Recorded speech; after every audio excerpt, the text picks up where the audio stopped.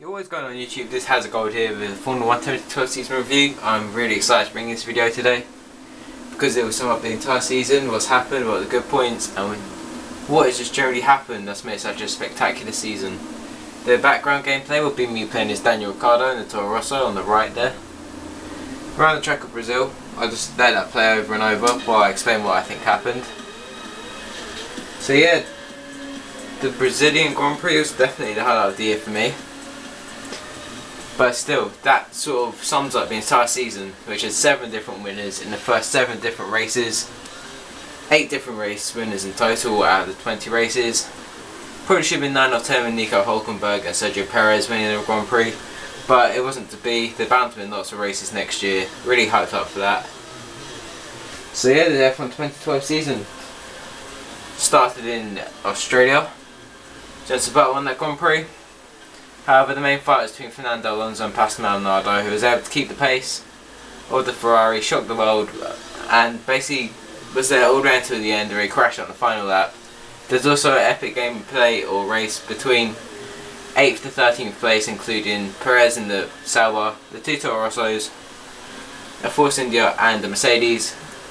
We sort of summed up the season because any one of them could have got into the points, but it wasn't to be for Nico Rosberg and the Sauber, because they just didn't have the pace, which meant Toro Rosso, my favourite team at the moment, got their first double points finish of the season. It's really good for them. And then we'll move on to Malaysia. Only 2 drivers could weather the storm that happened in Malaysia, and that was Fernando Alonso and Sergio Perez.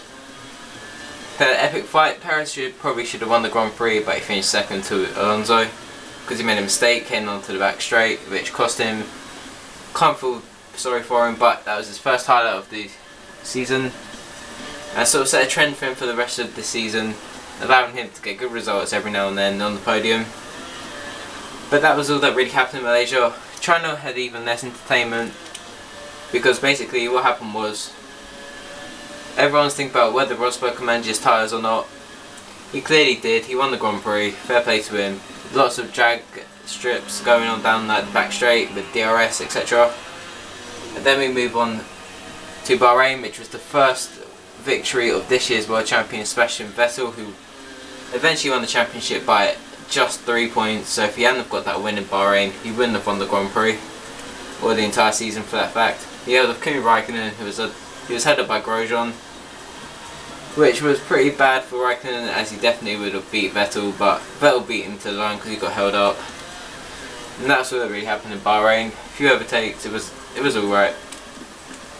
Then after Bahrain, you have got the Spanish Grand Prix, which was definitely one of the highlights of the year. Pastor Maldonado winning for Williams,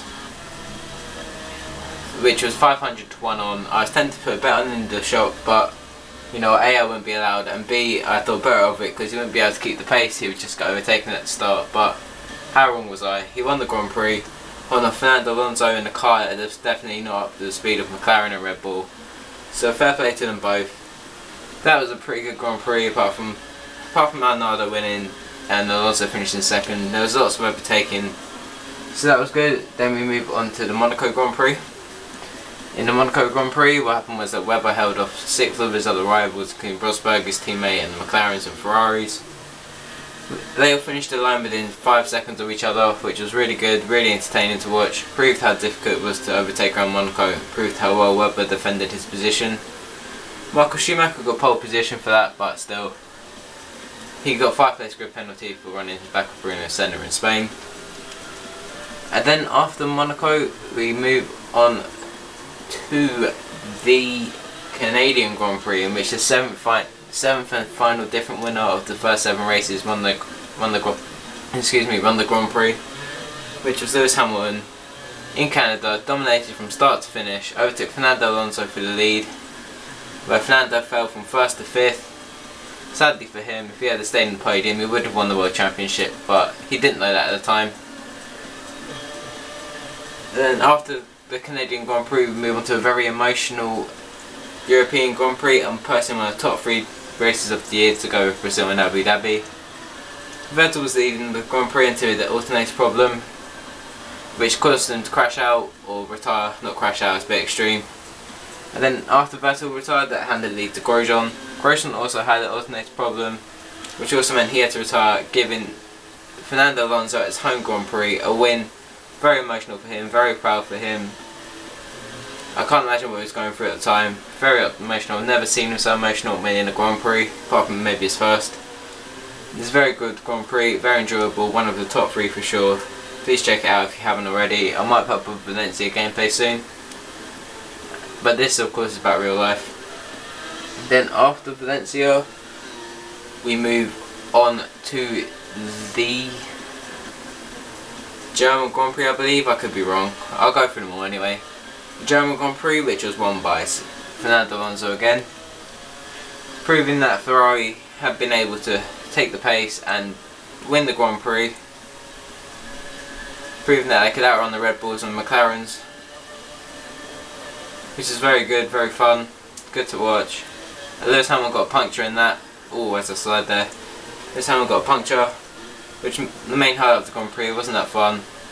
Then we go to Silverstone, in which was the Grand Prix was decided in the final few laps by Mark Webber overtaking Fernando Alonso for the win on that 49 Grand Prix. I went to that Grand Prix. The atmosphere was electric. I can't thank the FIA and the race, everyone to do Formula 1 to make such a good close season, good hard racing.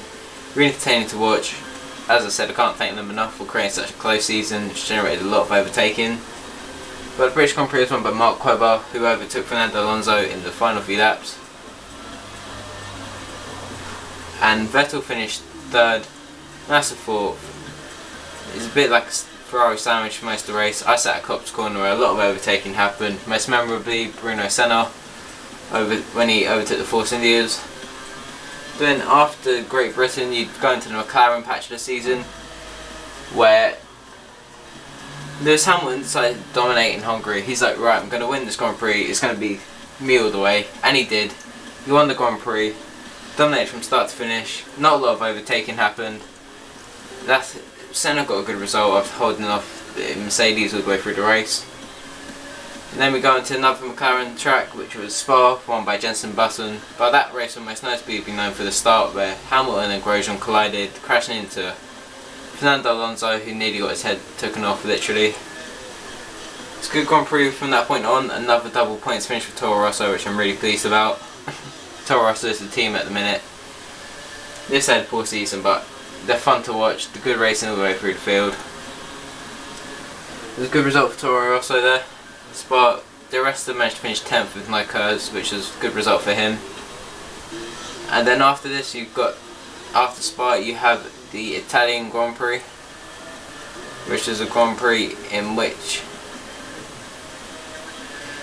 Lewis Hamilton tried to dominate again in Italy. He won the Grand Prix, start to finish. Held off Massa at the start, who obviously appeared to get more form. And Sergio Perez got a podium as well in Italy. He got 2nd place, charging at the McLaren. Little did he know he'd be taking his job for next season, as that's now found out and clarified for sure. To go his podium in Japan, to go Canada as well. It was very good, very entertaining, that Grand Prix. A lot of drag. Mark Webber and Jenson Button had to go out of the race because they either crashed or had an alternator problem. Alternator seemed to be the problem of the Grand Prix of the season as well. Sebastian Vettel also went out with the alternator problem, leaving Lewis Hamilton from Perez, the podium, which was really good. It was really good fun. Then after Italy, you go on to the fly-away races, which is definitely the Vettel zone of the Grand Prix. What happened there is that Vettel won the next Grand Prix from Singapore all the way through to India. 4 Grand Prix in a row. Never been done. Fair play to him. Just fair play. Well done. Not that it's good or anything. I'm not a huge Vettel fan, by the way, so just let you know. I can't remember whether it was Japan or Singapore. Team Glock managed to finish 12th, giving Marussia 10th at this point in the Drivers' World Championship, worth tens of millions of dollars. A huge result from Marussia at them Grand Prix.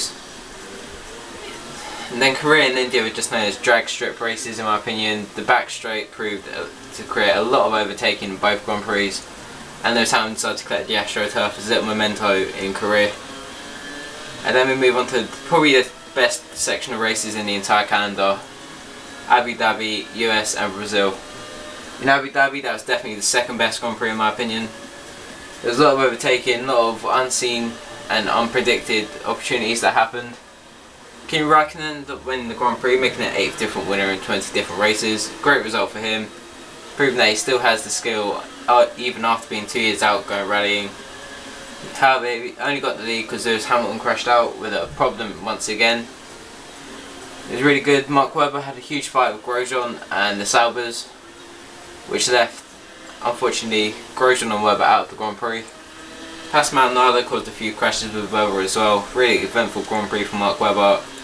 It didn't even complete the full distance. A really good Grand Prix.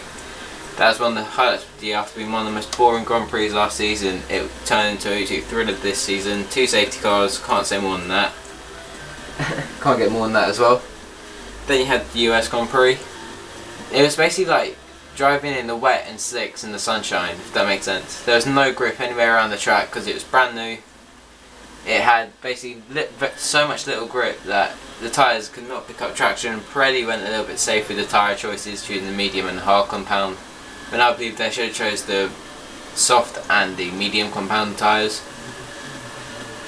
But still, it was really entertaining. Lots of side-by-side action. One of the highlights of the year once again.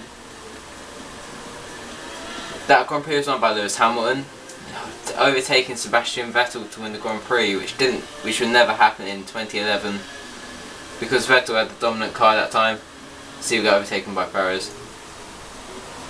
But Hamilton was able to claw back in on Sebastian Vettel, win the Grand Prix. Raikkonen got himself up in the points for a minute or two. So did Daniel Ricciardo and Toro Rosso and Jenson Button, who went a different strategy. Anyways, a really thrilling Grand Prix, lots of side-by-side action, more than any other track of the year. However, that was a good Grand Prix. You should have seen the Brazilian Grand Prix, the final Grand Prix of the year. Highlight of the year for me. I can't thank anyone, especially the weather gods as well, for doing such a good job of creating such an interesting race. Because it was raining, then it wasn't, then it's raining, then it wasn't. No one knew what to do. Such a good Grand Prix. It was won by Jenson Button after he and Nico Hülkenberg decided to not go in for intermediate tyres, which was definitely the right choice to make because it wasn't actually that much of a wet track at the time. Everyone else went on to intermediate tyres, which sort of cost them the Grand Prix. Let's see if we slide again. Intermediate tyres definitely cost them the Grand Prix. Everyone else went on them. Lots of overtaking. Crushing the constructors. Vitaly Petrov managed to miss 11th, just beating Timo Glock's 12th place to take back the millions of dollars for finishing 10th. It's really good. It was really interesting.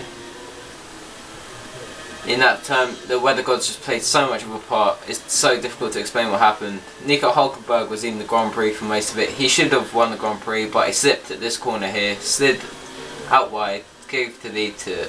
At that point there was Hamilton, who pitted for intermediates. Still clawed his way back up to 5th place.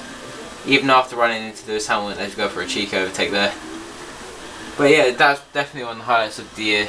I can't thank anyone enough who was doing that Grand Prix, put on a great show, proving how good Brazil is. Brazil is my favourite track anyway, but to get a result like that, I can't explain how good it was. You have to watch that Grand Prix. There was drama. Vettel spun at turn 4, a bit like there was action in this Grand Prix. In turn 4, Nico Rosberg lost his front wing, if you couldn't tell. Let's see, we come along here to cross the line. We just pause it there because this video is near enough over. Please subscribe, rate and comment if you haven't already. Please check out my channel. Recommend it to others if you think it's been a good commentary. This is Has Gold with the Formula 1 2012 season review. And I'm out of here.